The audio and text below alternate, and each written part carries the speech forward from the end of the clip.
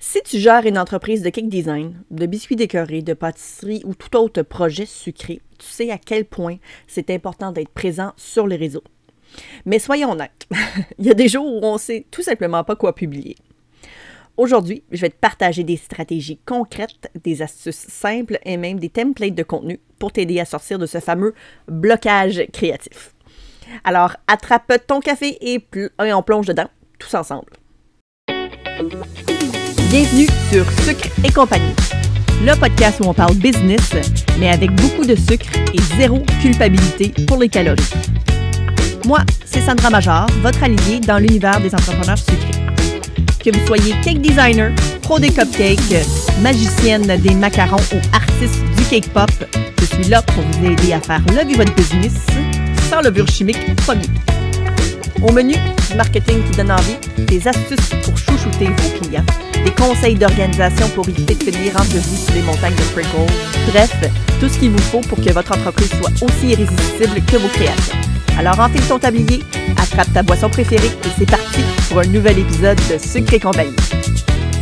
Salut tout le monde, bienvenue à un nouvel épisode de Sucre et compagnie. Cette semaine, comme je vous disais, là, on parle de blocage créatif. En fait, pour être vraiment honnête avec vous, je ne savais pas quoi faire comme épisode de podcast. Donc, je me suis dit, écoute, c'est quoi les stratégies que j'ai en temps normal pour créer du contenu? Puis je me suis dit que je l'ai monté un épisode littéralement là-dessus. Donc, c'est un blocage finalement qui va me permettre en fait de pouvoir vous donner tous mes trucs et mes astuces pour que vous ne soyez jamais dans cette même situation finalement. Ou en tout cas, du moins, ne plus être dans cette situation-là. Parce que, veux pas, là, ça arrive à tout le monde. Mais on sait, la vidéo, le contenu que l'on publie sur les réseaux sociaux, c'est tellement important en tant qu'entreprise. Quand on est entrepreneur aujourd'hui, on devient également une créatrice de contenu ou un créateur de contenu, évidemment. Donc, c'est vraiment super important d'être tout le temps un peu inspiré, finalement, puis d'avoir une espèce de, je sais pas, l'inspiration tout le temps, le créatif sur qu'est-ce qu'on doit partager. Donc, la première des choses, en fait, à se rappeler, c'est que la constance ne veut pas dire la perfection.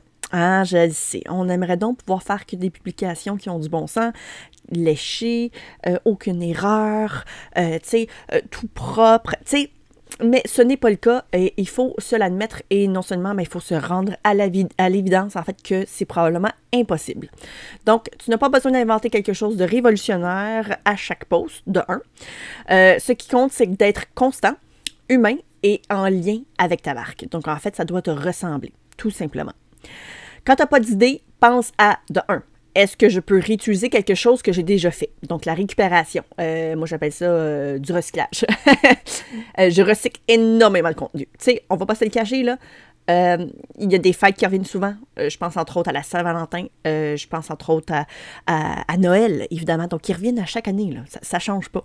Donc, il y a probablement du contenu que tu as fait l'année dernière à pareille date qui est encore d'actualité aujourd'hui ou qui fait encore du sens. Si tu as fait une petite vidéo, ce genre de truc-là, où tu préparais peut-être des cupcakes de Pâques, exemple, que tu pourrais repartager là, pour faire un peu d'engouement ou en tout cas du moins là, garder une espèce de constance sur tes réseaux sociaux. Donc, est-ce que je peux montrer les coulisses? Donc, les coulisses, l'arrière-scène, finalement, de ton entreprise. Est-ce que tu as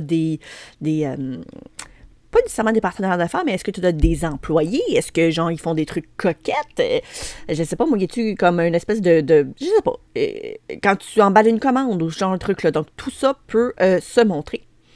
Est-ce que tu peux raconter une histoire, même banale, peut-être une idée, pas une idée, mais quelque chose qui s'est passé, par exemple, cette semaine avec un client, puis finalement, ça a été tellement drôle, vous en avez ri, vous vous êtes appelé, puis finalement, jamais vous avez été en mesure de pouvoir communiquer l'un envers l'autre. C'est comme n'importe quoi, là. Une histoire qui peut sembler banale, ça peut être intéressant pour vos abonnés, vos clients potentiels et même vos clients déjà présents qui vous regardent finalement sur les réseaux sociaux, que ce soit en story, une publication sur sur Instagram, Facebook, peu importe.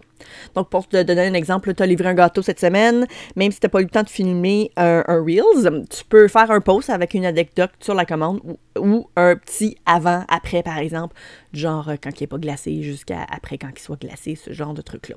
Donc, ça peut être hyper banal, ça n'a pas besoin d'être beau, ça n'a pas besoin d'être cliché, et ça fait du contenu que les gens trouvent bien évidemment humain. Ensuite, la technique des 4 piliers de contenu pour une entreprise sucrée. Donc, voici 4 types de contenu que tu peux alterner, même quand l'inspiration est basse. Donc, la première des piliers, en fait, c'est du contenu éducationnel. Là, souvent, j'ai l'impression que quand je parle de ce type de contenu-là, on pense qu'il faut partager des tutoriels. Mais en fait, non. Du contenu éducationnel, c'est pour éduquer ton client. Si ton client, évidemment, toi, tu vends des gâteaux, là. Donc, une personne à qui tu apprends à faire des gâteaux ne va pas t'acheter des gâteaux. Vous comprenez ce que je veux dire dans le sens qu'elle va vouloir le faire elle-même. Donc, tu veux plutôt rendre ton contenu éducatif pour monsieur et madame tout le monde, finalement. Donc, voici un exemple. 3 erreurs à éviter quand tu transportes un gâteau en été. On s'entend, là? Là, c'est vraiment quelqu'un de très spécifique. C'est Claude, là. Claude, quand il vient chercher son gâteau en été, là, il a besoin de savoir c'est quoi les 3 erreurs à éviter. Vous comprenez ce que je veux dire? Un autre exemple, pourquoi je recommande toujours un gâteau à étage plutôt qu'un number cake pour un mariage? C'est encore une fois, c'est vraiment spécifiquement pour ton client. Et non pas pour un tutoriel comment faire, mettons, un gâteau fraisinette, là. On s'entend, là? C'est pas vraiment ça que je veux dire par contenu éducationnel. Ça veut dire qu'on éduque notre clientèle.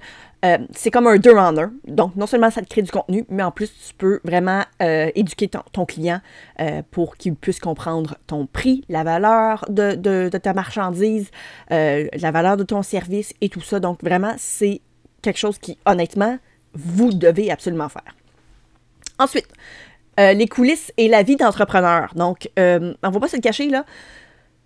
Si on suit une entreprise sur les réseaux, on veut savoir un peu là, comment va sa vie d'entrepreneur.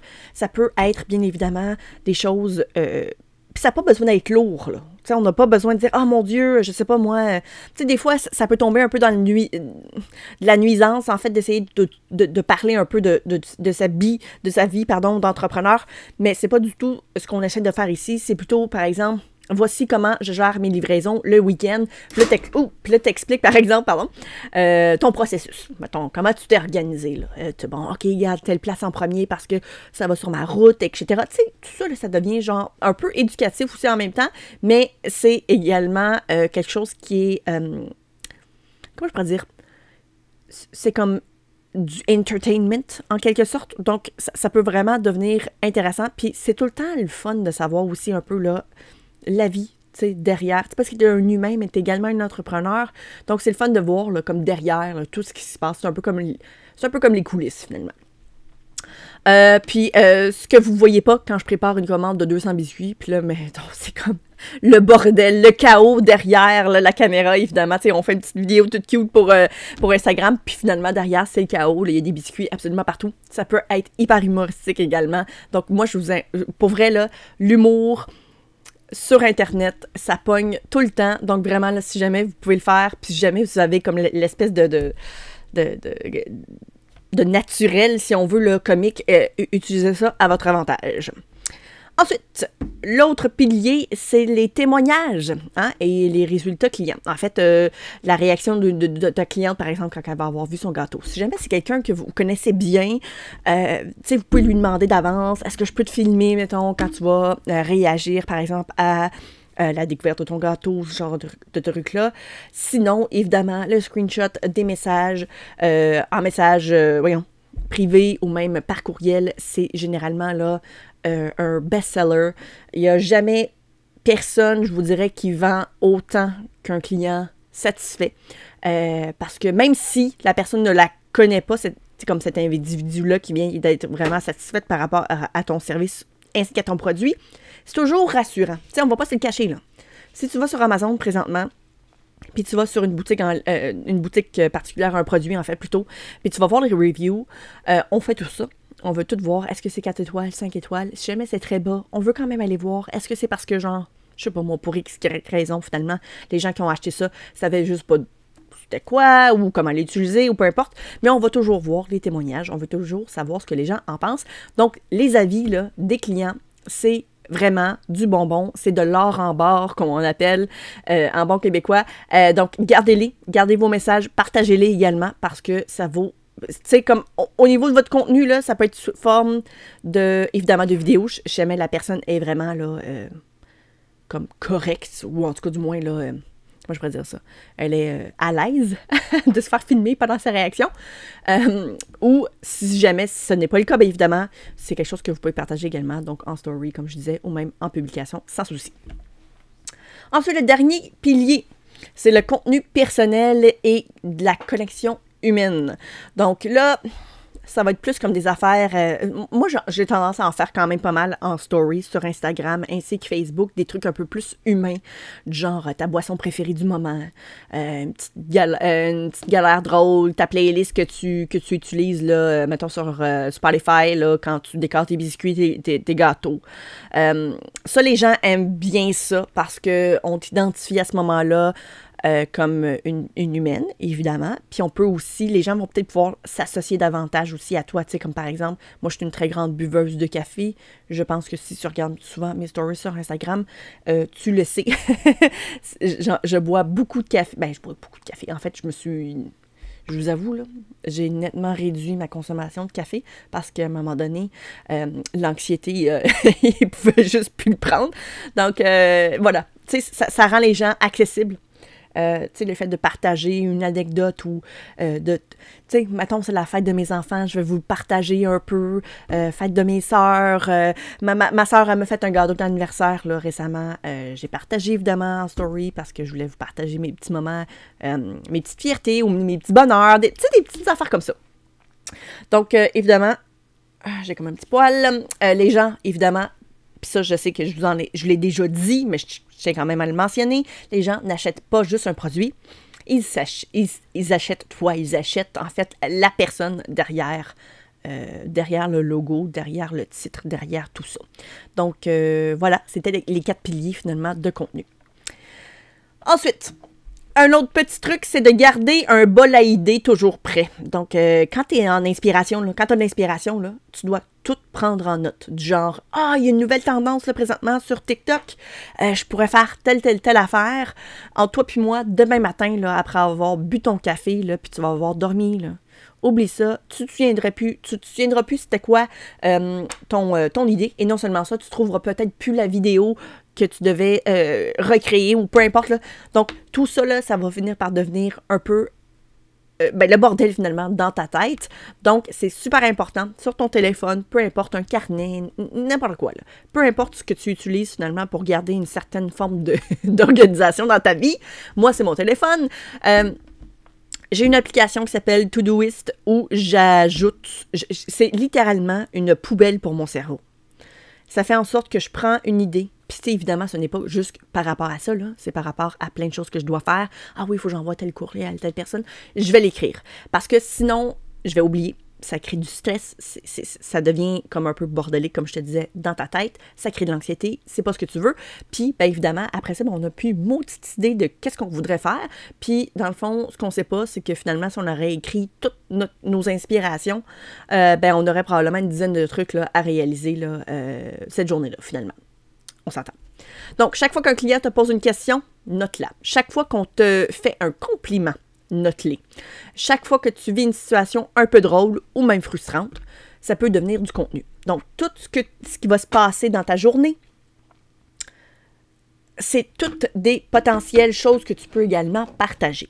Bon, c'est sûr qu'il y a une limite, là, on s'entend, là, une situation frustrante, là, si jamais un client, tu te chicanes avec lui, tu partages pas nécessairement ça, là, mais on s'entend, ça peut être vraiment pertinent, ça peut être du contenu éducatif, surtout quand les clients te posent une question. Surtout si c'est une question qui est récurrente. Christy, il est temps que tu prennes possession de cette question-là, puis que finalement, tu en prennes avantage, puis que tu décides de créer du contenu autour de ça. Non seulement parce que ça va faire en sorte que des clients vont avoir comme la question pas nécessairement plus rapidement, mais ça va répondre à leur question avant même qu'ils te la posent. Donc, c'est une bonne chose, évidemment. Et en même temps, ben, ça te permet aussi de pouvoir avoir de nouveaux potentiels clients, parce que sur les réseaux sociaux, si c'est quelque chose d'éducatif, quelque chose qui est pertinent également, ben on s'entend, c'est quelque chose qui peut être vu aussi beaucoup. Donc, tu peux aussi utiliser des prompts pour t'aider. Donc, on va utiliser, par exemple, qu'est-ce que j'aurais aimé savoir avant de commencer dans la pâtisserie. Donc, ça, c'est comme une espèce de prompt standard, je te dirais, là, qu'à peu près n'importe quelle entreprise de cake design ou de pâtisserie pourrait utiliser. Puis, chacune de vos réponses également va être différente. C'est ça aussi qui est intéressant. Quelle est ma plus grande fierté cette année en tant qu'entrepreneur, en tant que personne, en tant que mère, en tant que, tu sais, ça peut être vraiment là quelque chose également qui, en tant qu'individu, chaque personne, peu importe ça va être quoi, peu importe qui nous sommes, même si nous sommes tous, peut-être, propriétaires d'une entreprise sucrée, nos réponses vont tous être différentes également. Quelles questions on me pose tout le temps? Encore une fois, même chose. Donc, je sais pas moi, le prix de tes gâteaux, c'est quoi la saveur la plus populaire? Combien de temps d'avance il faut que je commande un gâteau? Tu sais, tout ça, là. Hein? Est-ce qu'il y a du beurre dans ta crème au beurre? C'est n'importe quoi. Tout ce que vos clients vous demandent, tu peux utiliser ça comme prompt pour ton contenu. Puis ça, en plus, ben, ça attire l'attention. Le monde aime ça, là. Tu sais, quelle question on me pose le plus souvent? On s'entend, là. Moi, j'ai envie d'écouter la vidéo. Je suis trop saineuse pour passer à côté. Ensuite, maintenant, planifier à l'avance. Même un peu d'avance. C'est bien correct. C'est hyper important. Parce que quand tu bloques, c'est souvent parce que tu veux créer et publier en même temps. Grosse erreur. Puis ça, je sais que vous êtes très nombreux à le faire. Faites pas ça. Créez votre contenu, puis ensuite planifiez une journée où vous allez planifier tout ce contenu-là. Vous comprenez ce que je veux dire? Là, c'est récent, là. C'est pas quelque chose que je faisais autrefois, mais là, c'est pas mal récent que je me suis mis, évidemment, en ayant une deuxième entreprise, je devais vraiment m'organiser davantage. Donc, maintenant, ce que je fais, c'est pratiquement un mois d'avance. Chose qui, c'était pas toujours le cas, là. Des fois, c'était seulement une semaine. Ça arrivait, des fois, c'était un mois, mais pas tout le temps, OK? Ça m'arrivait des fois même de vouloir créer puis de publier la même journée. Ça m'arrivait très souvent, mais je vous le conseille pas. Donc, prends 1 heure par mois pour brainstormer 10 à 15 idées de posts. Ça peut être, évidemment, sous forme de vidéo, sous forme de texte, ou même en story, parce que, sachez-le, on peut désormais planifier des stories sur Instagram et Facebook.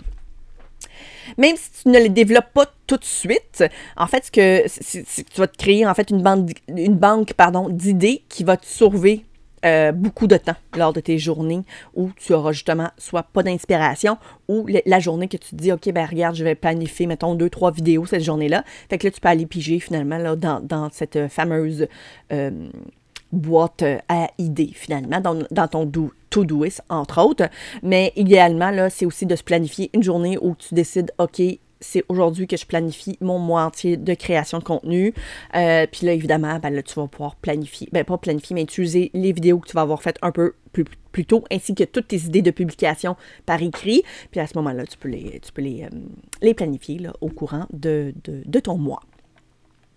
Ensuite, recycler intelligemment ton contenu. Donc, si tu as déjà fait un Reels il y a 6 mois puis qui a bien fonctionné, repose-le. Tout simplement. C'est facile de même. Si jamais ça a été winner il y a 6 mois, ça va être encore winner aujourd'hui. Mais sauf que ce que tu peux faire, c'est que soit que tu peux le republier ou reprendre la même idée, mais dans un autre angle. Ça aussi, ça peut être fait. Du genre, je sais pas moi, la saveur la plus populaire il y a 6 mois, c'était chocolat. C'est encore chocolat, mais là, tu rajoutes, je sais pas moi, une ganache montée, là, en plus de ça, ou je sais pas quoi. Tu sais, tu peux en faire une espèce d'autre angle, mais forte chance que si jamais ça a fonctionné une fois, ça va fonctionner une deuxième fois. Si tu as publié, par exemple, un carrousel avec des conseils, hein, on sait, c'est quelque chose qui est également très populaire, surtout sur Instagram, reprends chaque point et transforme-les en story ou en vidéo courte, tout simplement. Donc, ça, c'est vrai que c'est quelque chose que même moi, je ne fais pas assez, de prendre, en fait, quelque chose qui a fonctionné, exemple, sous forme de vidéo, je ne l'utilise plus par la suite sous forme de post ou même de... Écoute, pour avoir déjà écouté des formations pas de récupération, mais mettons, de devenir une pro, mettons, des réseaux sociaux. Techniquement, si tu as un sujet, tu serais supposé d'avoir un post sur Facebook, un post sur Instagram, tu devrais pouvoir en créer une vidéo pour YouTube, un article de blog pratiquement sur ton site web, ainsi qu'un podcast. Tu vois le genre, là? Mais ça, je le fais pas assez. C'est quand que j'en fais, mettons, à une place, je le fais pas tout le temps à 2-3 places, mais c'est ce qu'on devrait faire, techniquement. C'est pour vraiment, comme, non seulement créer de l'engagement, mais aussi de s'assurer, finalement, d'avoir une certaine constance un peu partout. Cela dit, en plus, là, évidemment, on n'est pas obligé de tout partager en même temps. On s'entend, sinon, la personne qui va te suivre un peu partout va trouver que ton contenu est un peu redondant. Sauf qu'un sujet que tu as déjà fait, par exemple, je sais pas, en story, à ce moment-là, tu peux réutiliser ce sujet-là puis le mettre, par exemple, en publication sur les réseaux sociaux. Il n'y a vraiment aucun souci avec ça. Même que je te dirais qu'en temps normal, les gens qui te suivent, de un, la majorité ne voit pas ton contenu en entier. On s'entend, là, dans le sens que, mettons, tu as 1000 abonnés, il y a peut-être seulement 57 personnes qui vont avoir vu ton contenu. Donc, c'est normal de se répéter. Puis c'est correct. Puis en fait, je vous le conseille. Il faut se répéter continuellement. Donc, le fait d'utiliser un sujet qui est similaire à plusieurs endroits, mais à différents moments, si on veut, à mon avis, c'est vraiment ce qu'il y a de plus optimal, en quelque sorte. Fait que tu n'as pas toujours besoin de nouveaux contenus, tu dois créer de la valeur et parfois ça veut juste dire de reformuler tout simplement. Et en dernier lieu, et non le moindre, enfin, sois douce et sois toi-même. Si t'es pas douce, sois pas douce. C'est aussi simple que ça. Je suis pas quelqu'un de... est-ce que je suis douce? Je sais pas. J'imagine que ça dépend des scénarios. Je suis pas quelqu'un de très douce. Je suis définitivement quelqu'un d'un peu hyperactif. Ça, je pense que vous le savez. Et j'ose imaginer que vous aimez ça. Sinon, écoutez-moi pas. Ouais, soyez vous-même. Parce que ça se vend pas d'être quelqu'un d'autre. De un, parce que c'est trop difficile. Là, je veux dire, on a beau être un excellent acteur, vendre un... Pardon? Là, j'espère qu'il n'y aura pas 10 001 sons. Mais ce que je voulais dire, en fait, c'était... Ouais, soyez vous-même. Parce que, comme je vous dis, c'est pas vendeur de vendre quelque chose qui n'est pas vous. Ah, tout simplement. Vraiment, là, c'est... si tu traverses une période où tu es plus fatigué ou débordé, c'est OK de ralentir également. Au moment où on se parle, pour être franchement honnête, ça fait 2 épisodes que j'ai oublié de publier. Donc, au moment où on se parle, au moment que ça va être publié, ceci, il y a 2 épisodes, en fait, qui ont été comme, pas annulés, mais reportés, parce que je travaille sur un des plus gros projets de toute ma carrière. Je me lance dans quelque chose de fou, là! Puis, bien évidemment, ça fait en sorte que j'ai vraiment moins de temps. Mais comme je vous dis, c'est normal aussi, puis si jamais ça vous arrive, je ne pense pas que vous devriez trop vous en faire avec ça. Mieux vaut publier moins, mais avec une intention, que de faire à peu près n'importe quel type de contenu, de forcer, en fait, puis pour du contenu vide, qui veut absolument rien dire, qui est juste là pour boucher les trous. Vaut mieux que ça vaille la peine, vaut mieux que ça ait de la valeur pour vos clients, que juste de publier pour publier. Ce n'est jamais une bonne idée, parce que, à mon avis, c'est des efforts vraiment mis un peu, là, jetés à la poubelle, littéralement. Donc, en conclusion, la prochaine fois que tu te retrouves devant ton écran, à te demander c'est quoi que je publie aujourd'hui, pense à cet épisode. Pioche une idée dans tes piliers que je vous ai donné. Recycle un ancien post, monte ton quotidien ou partage un petit moment humain. Et surtout, rappelle-toi, tu es ta meilleure vitrine et ton entreprise sucrée mérite d'être vue. C'est cute, hein? Si cet épisode t'a aidé, viens me le dire sur Instagram. Évidemment, tu peux me taguer là, avec le sucre au four ou bien, en fait, là, même venir nous partager ça dans le groupe privé sur Facebook, Sucre et compagnie. Également, partage-le à ton ami sucré parce que c'est clair, net et précis qu'elle a déjà passé par là parce que, écoute, je connais aucun entrepreneur sucré qui n'a pas passé par là. Et puis, évidemment, si jamais un jour, ben dans le fond, tu manques d'inspiration, viens réécouter l'épisode, ça va me faire plaisir de te remémorer la mémoire, non, rafraîchir la mémoire. Puis, ben d'ici la prochaine fois, je vous dis à très bientôt. Bye! C'est déjà la fin de cet épisode, mais votre aventure sucrée ne s'arrête pas ici. Si vous avez aimé, pensez à laisser un avis, des étoiles, 5 de préférence parce qu'on aime ça quand ça brille. Et surtout, viens rejoindre le groupe Facebook Sucre et compagnie, le QG des entrepreneurs sucrés qui veulent booster leur business tout en s'entraînant. Des conseils, des échanges, des entrepreneurs sucrés comme vous. Bref, le combo parfait pour faire grandir votre business. On se retrouve très vite pour un nouvel épisode. D'ici là, restez créatifs et n'oubliez pas, un jour sans Sucre et compagnie, c'est un jour qui est pas très le fun.